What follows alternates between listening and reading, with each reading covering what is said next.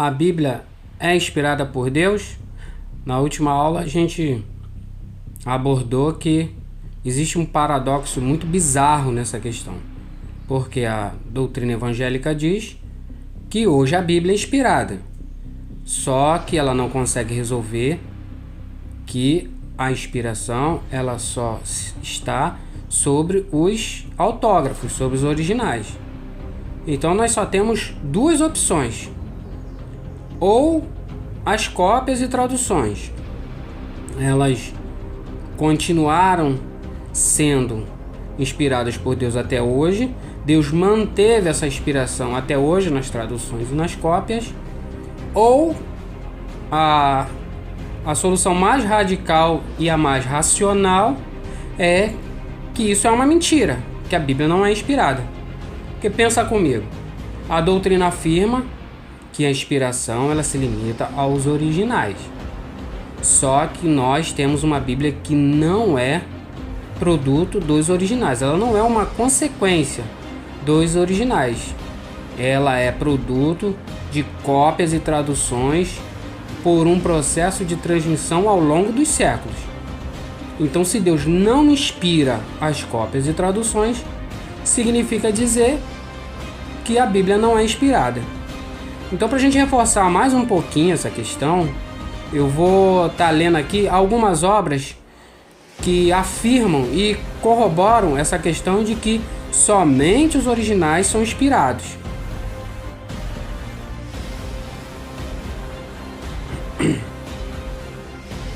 A inspiração da Bíblia se estende às cópias.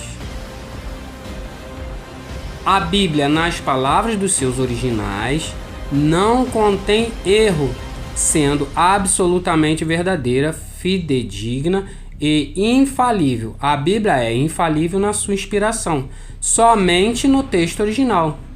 Bíblia de estudo pentecostal. A bibliografia vocês pegam depois com calma, só pausar o vídeo. Deus superintendeu estes autores que compuseram e registraram sem erro a palavra de Deus. A inspiração não se estende além dos manuscritos originais. A inspiração se aplica apenas aos chamados de autógrafos. A verdadeira doutrina é válida apenas para os manuscritos originais. A Bíblia anotada. A versão original da Bíblia não continha erros. Eu queria saber como é que ele chegou a essa conclusão, né? De repente ele estava em espírito lá na hora, né? Do lado do autógrafo, do lado do autor que estava escrevendo os originais. É patético como esses caras falam cada bizarrice. Vamos lá, a versão original da Bíblia não continha erros.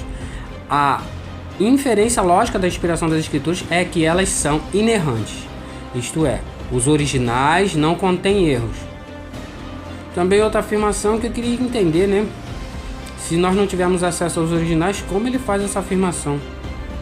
A inerrância não se aplica às cópias dos originais, pois nestas os escribas cometeram erros no processo de transmissão.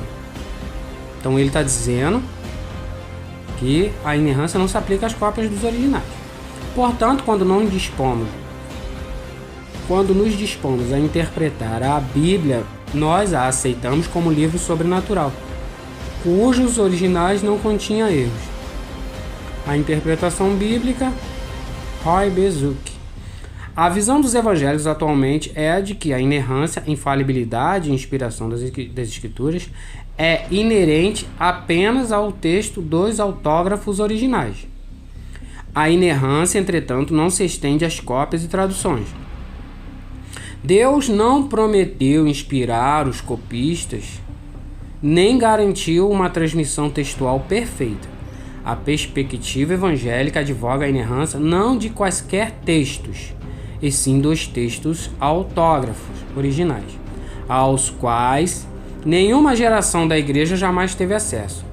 Se as palavras originais da Bíblia foram inspiradas, isso de nada aproveita, uma vez que fomos separados delas para sempre. A gente vai falar um pouquinho melhor sobre isso. Aqui ele já bota já uma questão a ser resolvida. Se a igreja não teve acesso, como é que você pode dizer que ela é inspirada, se a inspiração vem dos originais, dos quais não chegaram até nós? A inspiração não é uma qualidade ligada às alterações que foram se introduzindo no curso da transmissão do texto, mas está vinculada apenas ao texto como originalmente produzido pelos escritores inspirados por Deus. Para ser exato, a inerrância é atribuída somente aos escritos originais ou autógrafos das escrituras, os quais não mais existem. A origem da Bíblia, Philip Wesley Comfort. Então, ficou bem claro aqui que a inspiração da Bíblia, ela não se estende, ela não alcança, ela não atinge as cópias e traduções, né?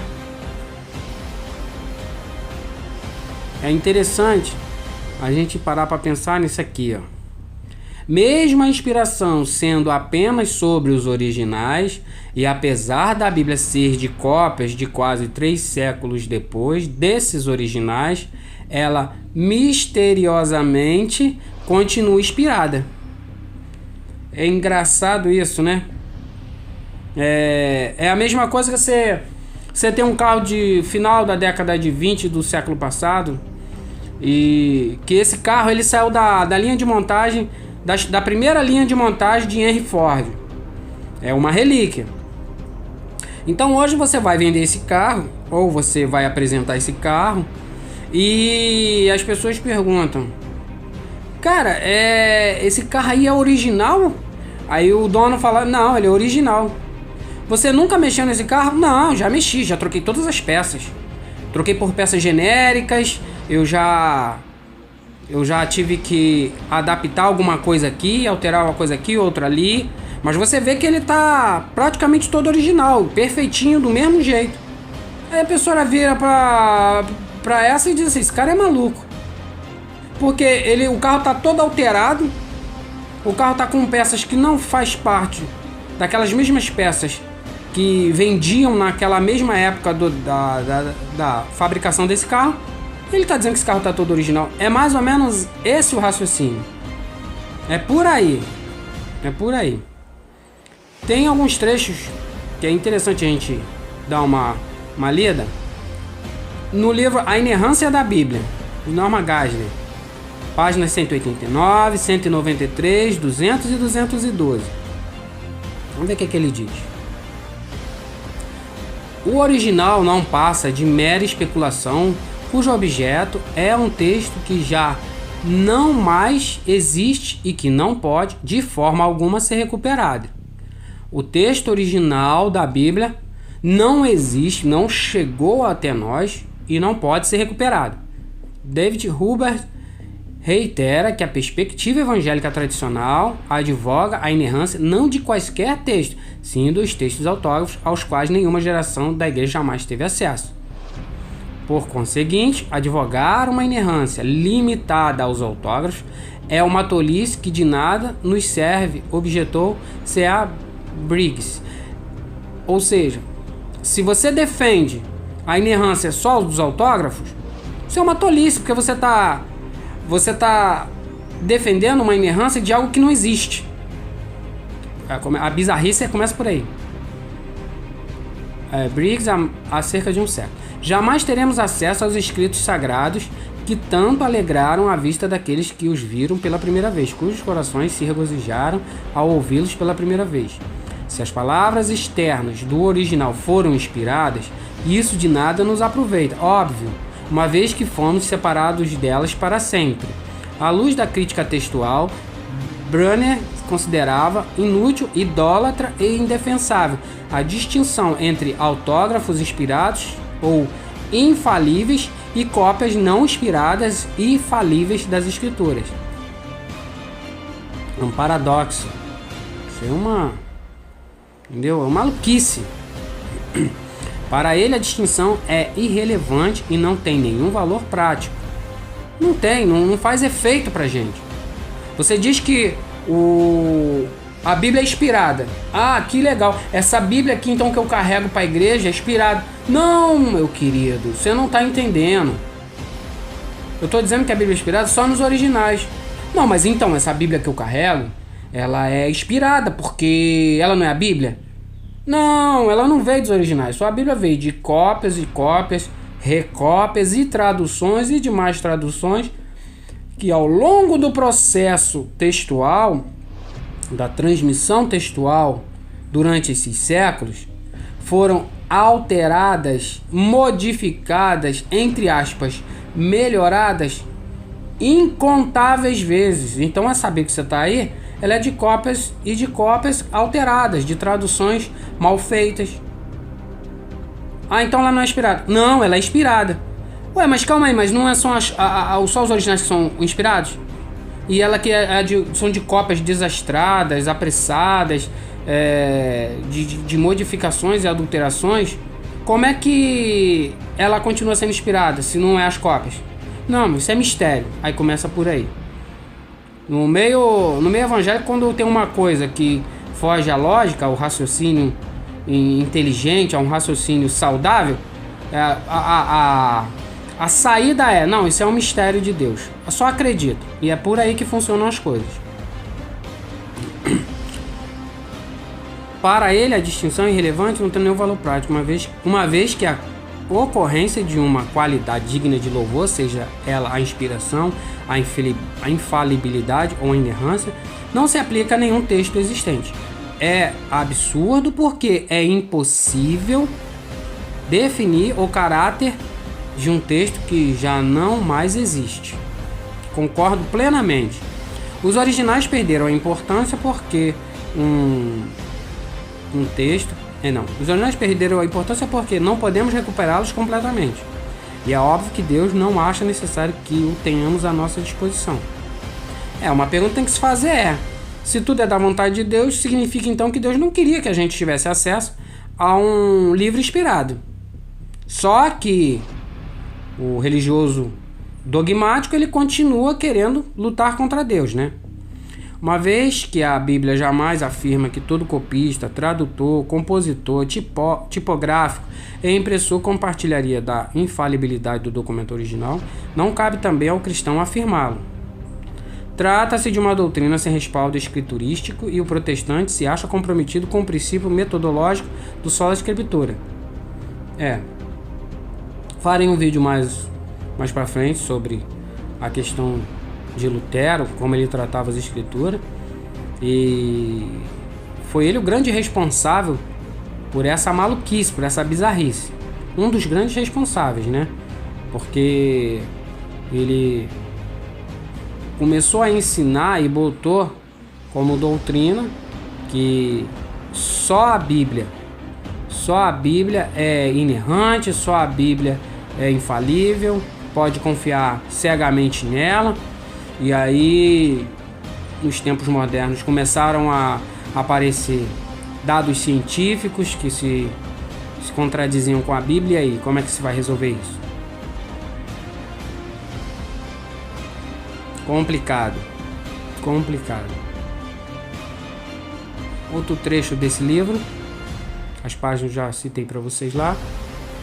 A difusão da palavra de Deus por meio da transmissão textual e da tradução abre as portas para a variação entre a forma original da palavra escrita e as formas secundárias, cópias e traduções.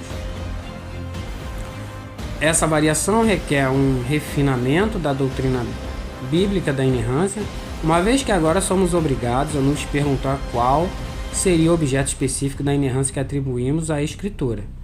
Será que a inerrância ou infalibilidade, inspiração, é inerente aos escritos originais? Está fazendo uma pergunta.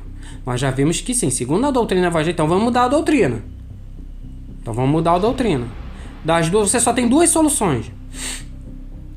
Ou você admite que essa Bíblia de hoje não é inspirada, ou você modifica o estatuto da doutrina. Não, a partir de agora a gente considera que as cópias e traduções também são originais e que Deus manteve. Só que se fazer isso, se você se atrever a fazer isso, você vai estar botando o pescocinho na corda para se enforcar, porque aí você vai estar arrumando um baita problemão para você, porque só estudar a história da transmissão que você vai ver a desgraça, você vai ver a tragédia que foi o processo de transmissão textual da Bíblia. É inerente aos escritos originais autógrafos, às cópias desses originais e talvez às traduções, ou a ambos. Não, a doutrina evangélica afirma que são só os originais que são inspirados. O primeiro caso conhecido de necessidade de restauração textual ocorre em Êxodo 32 e 34. As primeiras tábuas da lei foram escritas pelo próprio Deus, Êxodo 32, 15 e 16, porém foram subsequentemente destruídas por Moisés, em um momento de cólera. Deus providenciou novas tábuas. Está lá em Êxodo 34. Em Êxodo 20, Deus trouxe as primeiras tábuas. Moisés trouxe as primeiras tábuas escritas pelo próprio dedo de Deus. Veja bem, o próprio Deus escreveu nas tábuas. Original. Beleza? Original. Em Êxodo 20. Moisés quebrou quando viu o povo lá na idolatria com bezerro de ouro. Deus mandou fazer novas tábuas. E Deus falou, eu vou escrever as mesmíssimas coisas, do mesmo jeitinho que eu escrevi nas primeiras. Deus falou, em Êxodo 34. E Deus fez novas tábuas. E a Bíblia faz questão de ressaltar de que nas tábuas novas, Deus escreveu o que tinha escrito anteriormente. Quer fazer? Eu vou passar um deverzinho de casa para vocês. Um deverzinho de casa. Vai lá em Êxodo 20, bota 2 Bíblias abertas. Tu vai em Êxodo 20 e depois tu vai em Êxodo 34, onde foi escritas as segundas tábuas. O próprio Deus diz que escreveu tudo que estava escrito na primeira, né? Você faz esse dever de casa, eu vou deixar para você, não vou dizer nada não. Vai lá, Êxodo 20 numa Bíblia e Êxodo 34 na outra. Você lê linha por linha, depois você me diz se foi escrito exatamente a mesma coisa. Se o próprio Deus não respeitou uma cópia fiel, tu acha que o ser humano vai respeitar? Vamos lá. A gente estava abordando, paramos sobre o Antigo Testamento, né? Sobre o Antigo Testamento. Então eu quero aqui analisar o texto do Antigo Testamento da Sociedade Bíblica do Brasil, tá? De Alexander Aquiles. Alexander Aquiles Feixe. Então, vamos ver um pouquinho sobre o Antigo Testamento. Datação. A importância dos manuscritos bíblicos encontrados junto ao Mar Morto não reside unicamente no fato de se tratar de manuscritos antigos, embora isso seja um aspecto da mais alta relevância. Muitos desses manuscritos são 1000 anos mais antigos do que os manuscritos medievais a que se tinha acesso antes dessa descoberta. Sim, os manuscritos das nossas Bíblias antes dessa descoberta era do 10º século, lá pelos anos 900 e alguma coisa, e remontam a um período em que alguns livros do Antigo Testamento ainda estavam sendo editados e o cânone bíblico ainda não estava fechado. Ou seja, esses achados do Mar Morto são de uma época ainda que nem o cânone ainda havia sido fechado e alguns livros ainda estavam sendo escritos. Dentre os rolos que foram descobertos, os mais antigos são da metade do 3º século. Então a gente tem aqui um manuscrito que ele é 1200 anos antes de Moisés, entre aspas, ter escrito o Pentateuco, segundo a tradição evangélica, segundo a teologia evangélica. Porque nós temos aqui de meados do 3º século, por volta de 250 a.C., e Moisés começou a escrever o Pentateuco lá para o meado do século XV, por volta de 1450, 1440, mais ou menos por aí. Então nós temos um espaço de 1.200 anos. Será que 1.200 anos é suficiente para sujar, corromper, alterar e modificar o texto do Antigo Testamento? Ou a gente pode confiar nessas cópias que circularam nesse processo durante esses 1.200 anos? É uma pergunta que a gente vai ver mais ali na frente.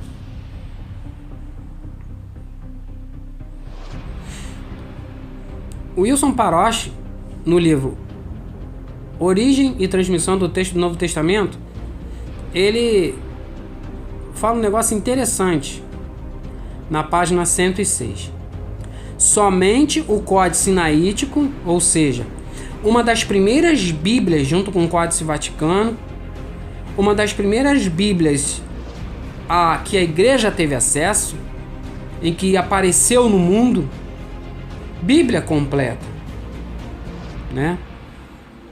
Ele diz o seguinte, que nessa Bíblia, em torno de 14.800 correções, foram feitas 14.800 correções. A antiga, meados lá do quarto século, por volta de 330 a 350, as quais parecem ter sido feitas por 9 diferentes escribas. 9 editores, redatores, mexeram, remexeram e voltaram a remexer, fizeram uma festa, querendo corrigir, bota esse corrigir entre aspas. Toda vez que você ouvir no período de transmissão textual da Bíblia essa palavra, queriam corrigir, queriam melhorar, essas palavras você coloca entre aspas e define como botar do meu jeito, do jeito que eu acho correto, tá? Você entenda dessa maneira. Não é que ele está corrigindo é um bonzinho, com a boa intenção, não. Ele está dizendo que é botar do jeito correto dele. As mais importantes são do 7º século, quando um grupo de corretores revisou.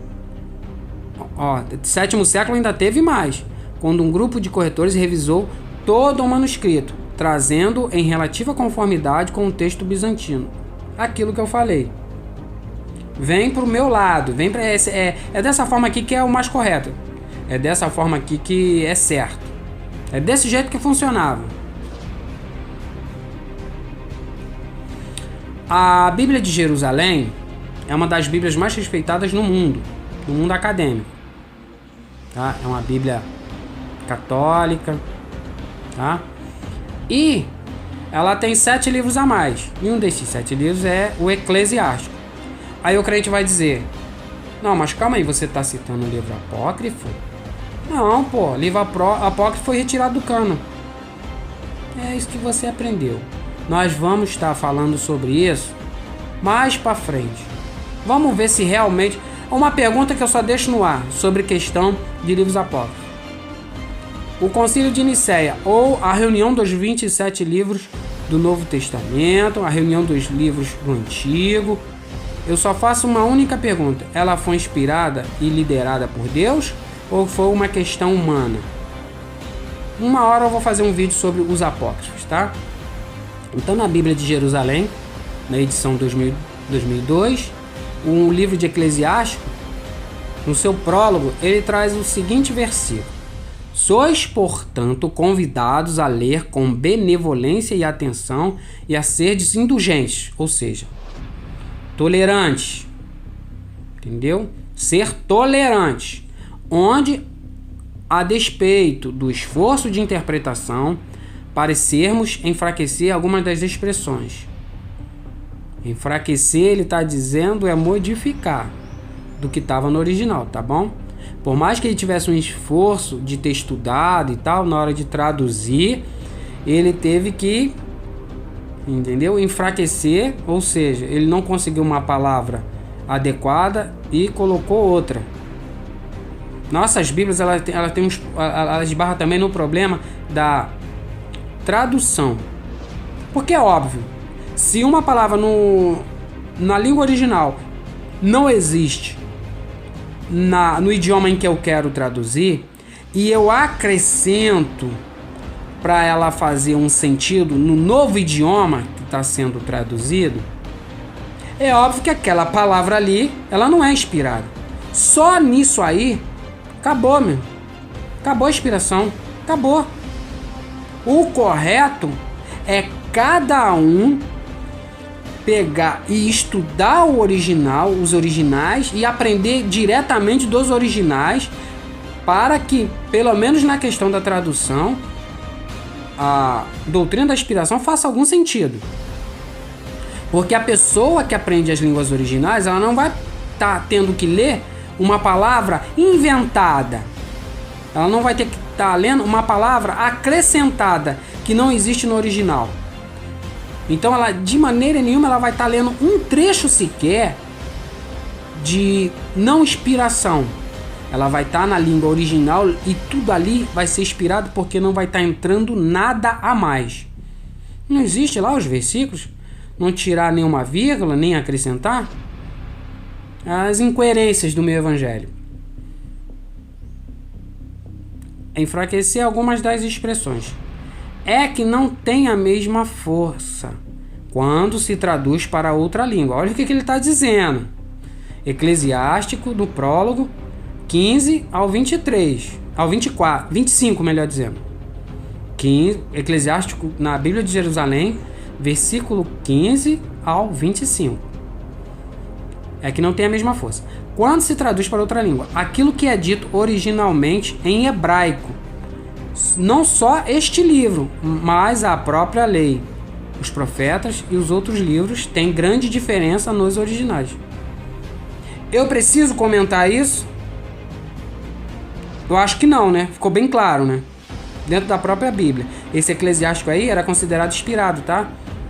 Ele vem em algumas das primeiras Bíblias que os cristãos usavam, tá? Só para... Não quero me estender muito sobre esse assunto, mas ele era considerado inspirado, tá? Pelos primeiros cristãos. Se você acha mais inteligente, se você acha mais santo que os primeiros cristãos, parabéns para você. Para chamar ele de espúrio, de apócrifo.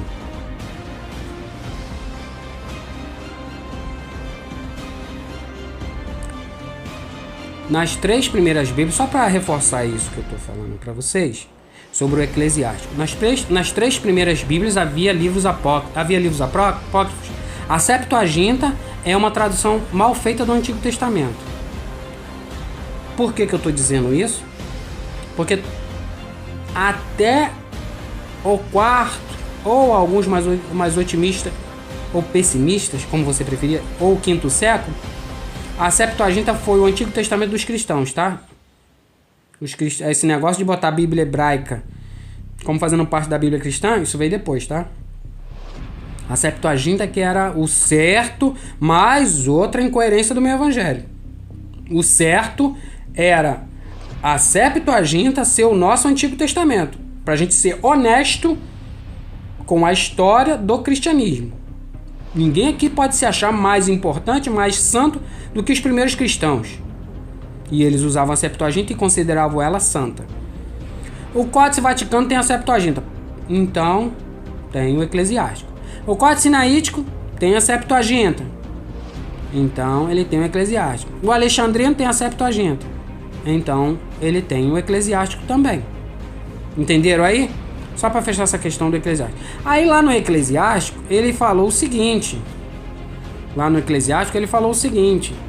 Que a gente, por mais que se esforça, a gente não consegue, né? A gente enfraquece algumas expressões que não tem a mesma força que com aquela palavra que está no original. Ou seja, a gente diminui o valor sagrado do livro. A gente altera, né? Então vamos aqui. Jeremias, capítulo 8, versículo 8. Isso aqui dentro da Bíblia, um testemunho dentro da própria Bíblia. Como vocês podem dizer, somos sábios, pois temos a lei do Senhor, quando na verdade a pena, a caneta, o lápis, aquilo que escreve no rolo, quando na verdade a pena mentirosa dos escribas a transformou em mentira. Já na época de Jeremias, eles passavam por um problema de cópias que estavam sendo adulteradas. E como nós vimos no Eclesiástico, até traduções também. Eu mostrei para vocês ali que o manuscrito mais antigo do Antigo Testamento é 1000 anos anterior aos que a gente tinha do 10º século da era cristã. Ele é do meado do 3º século antes da era cristã, né? E o meio evangélico diz que ele bate certinho e tal, ó, não teve nenhum problema que afetasse o texto. Aí a gente vê a inspiração de Deus, ele tá divulgando a inspiração de Deus nas cópias. Aí beleza, posso até concordar com ele, beleza. Então vamos mais para trás? Aí a gente chega aqui, acabou.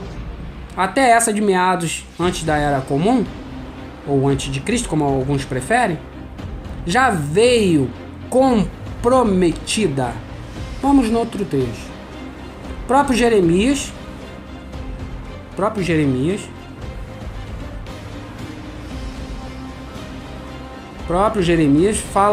faz outra reclamação. Jeremias 36, 27. Depois que o rei queimou o rolo que continha as palavras ditadas por Jeremias e redigidas por Baruque, o Senhor dirigiu esta palavra a Jeremias: pegue outro rolo e escreva nele todas as palavras que estavam no primeiro, que Joaquim, rei de Judá, queimou. Então, Baruque tinha escrito a mando de Jeremias, que Jeremias havia ditado as palavras que o Senhor queria falar ao rei Joaquim, e deu para ele queimou. Original.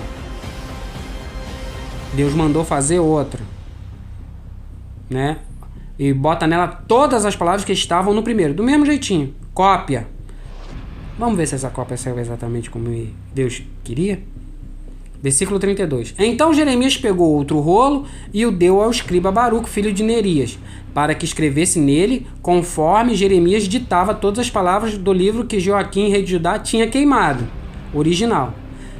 Além de muitas outras palavras semelhantes que foram acrescentadas. A cópia nunca sai igual ao original. Por isso a inspiração, inevitavelmente, jamais pode ser considerada inspirada. Jamais. Jamais. Ela não pode ser considerada inspirada. Então é isso aí. Próximo vídeo a gente continua nessa pegada aí. Próximo vídeo a gente continua batendo em cima aí dessa bizarrice.